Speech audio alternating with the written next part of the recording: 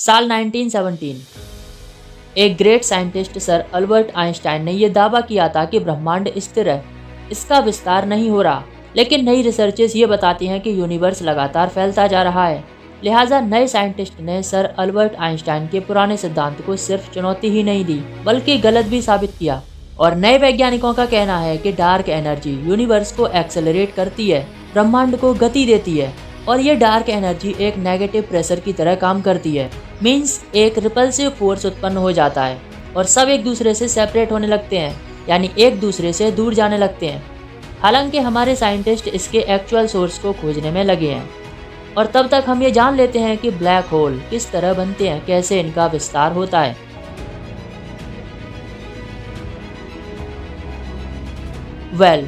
जब कोई स्टार अपनी एज के लास्ट स्टेप पर होता है तो या तो वो एक ड्वार्फ स्टार में बदल जाता है, या वो अपनी खुद की ग्रेविटी में फंसकर एक छोटे से पॉइंट में बदल जाता है, और यही पॉइंट एक ब्लैक होल का रूप ले लेता है। और ये समय के साथ बड़े होते जाते हैं।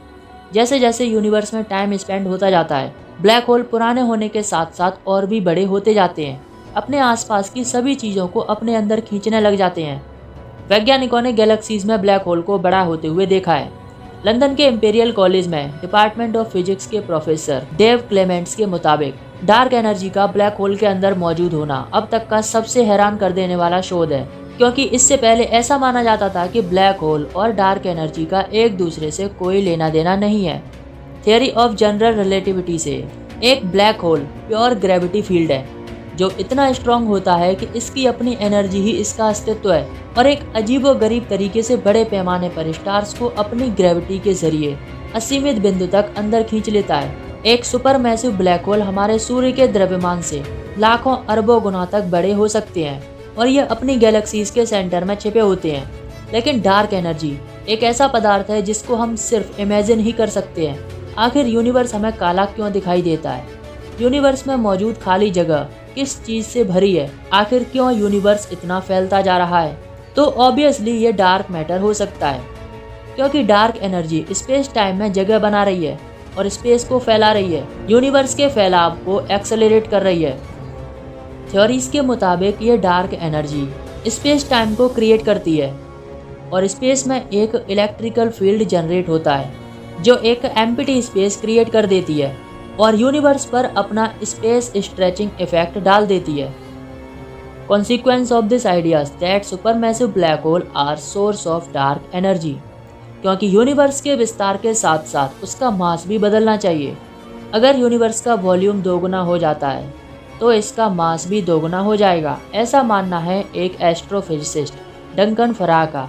फराह और उनके साथी वैज्ञानिकों ने एक इलेप्टिकल गैलेक्सीज को रिसर्च किया, जिसमें उन्होंने पाया कि गैलेक्सीज के सेंटर में अरबों सूर्य के द्रव्यमान वाला एक ब्लैक होल मौजूद होता है, और उसके चारों ओर तारों के बीच गैस और धूल तैर रही थी जो ब्लैक होल का खाना थी, यानी ब्लैक होल का एनर्जी सोर्स थी।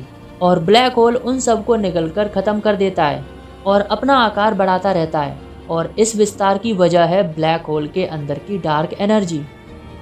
एस्ट्रोफिजिकल जर्नल लेटर्स में पब्लिश रिपोर्ट के मुताबिक डार्क एनर्जी की नई खोज ने दुनिया के महान वैज्ञानिक सर अल्बर्ट आइंस्टाइन के सिद्धांतों को चुनौती दे दी कि यूनिवर्स का लगातार विस्तार हो रहा है और ब्लैक होल के अंदर बनने वाली डार्क एनर्जी कभी खत्म नहीं होती, ये ब्लैक होल के अंदर ही बनी रहती है। ब्लैक होल ही डार्क एनर्जी का सोर्स है, और ये एनर्जी ब्लैक होल द्वारा सितारों को निगलने, टूटने और उनके खत्म होने के दौरान पैदा होती है। ये एनर्जी ग्रेविटेशनल फोर्स से भी स्ट्रॉन्ग होती है।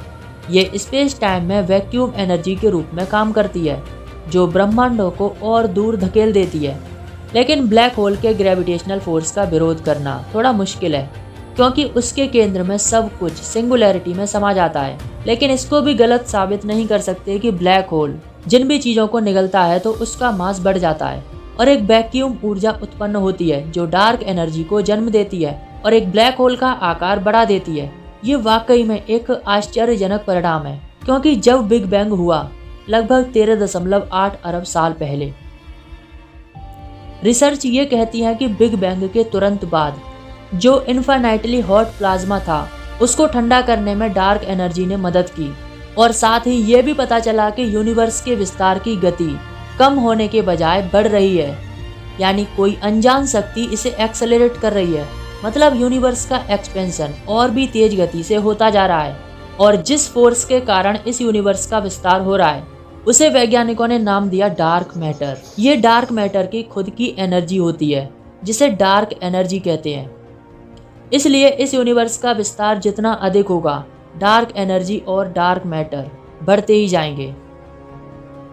और नासा के मुताबिक डार्क एनर्जी इस यूनिवर्स का 68% हिस्सा कवर करती है और 27% हिस्से में डार्क मैटर मौजूद है।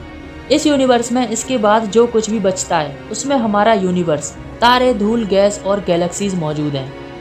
यानी केवल 5% हिस्से में मौजूद है हमारा यूनिवर्स, सेलेस्टियल बॉडीज। यानी हमें जो कुछ भी दिखाई देता है इस ऑब्जर्वेबल यूनिवर्स में, वो सब केवल 5% है, और जो नहीं दिखाई देता, डार्क एनर्जी और डार्क मैटर, वो 95%। It's so very strange. Well, video खत्म, and thanks for watching this video.